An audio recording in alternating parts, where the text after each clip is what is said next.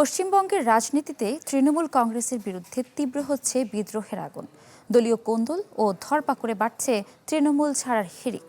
22তম সদস্য হিসেবে তৃণমূলের বিদ্রোহী গোষ্ঠীতে যোগ দিয়েছেন দলের দাপুটে নেতা ও লোকসভার সাবেক সংসদীয় দলনেতা সুদীপ বন্দ্যোপাধ্যায়।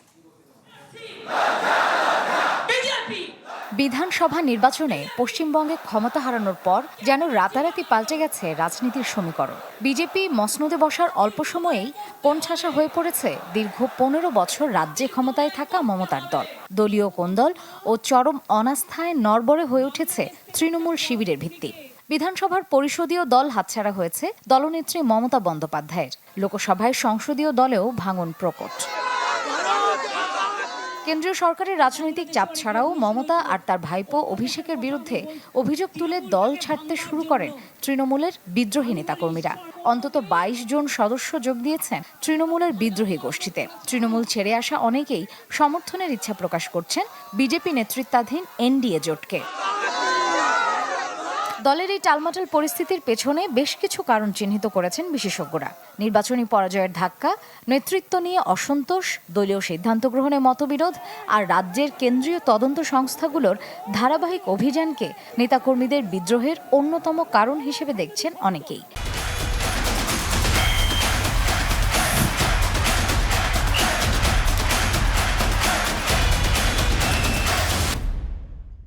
এছাড়া লোকসভা ও বিধানসভা দুই স্তরেই নেতৃত্বের বিরুদ্ধে প্রশ্ন তুলছেন বিক্ষুব্ধরা।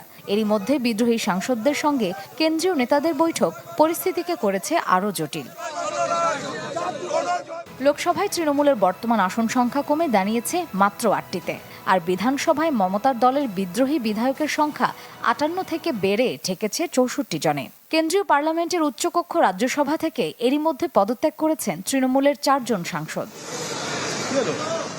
এদিকে ক্ষমতার পালাবদলে বেড়েছে তৃণমূল কংগ্রেসের নেতাকর্মীদের ধরপাকড়। শিক্ষক নিয়োগ দুর্নীতি, গরু পাচার ও কয়লা পাচার সহ একাধিক মামলায় গ্রেপ্তার হয়েছেন অনেক প্রভাবশালী নেতা। এসব ঘটনায় দলীয় কর্মী সমর্থকদের একাংশের মধ্যে হতাশা ও নেতৃত্ব নিয়ে উঠছে নানা প্রশ্ন।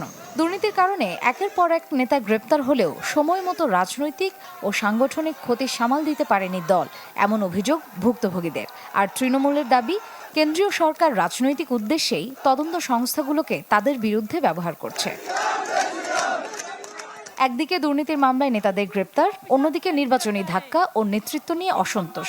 সব মিলিয়ে তৃণমূল কংগ্রেস এখন কঠিন সময় পার করছে। প্রশ্ন উঠছে, এই বিদ্রোহ কি কেবল সাময়িক চাপ, নাকি পশ্চিমবঙ্গের রাজনীতিতে নতুন কোনো সমীকরণ?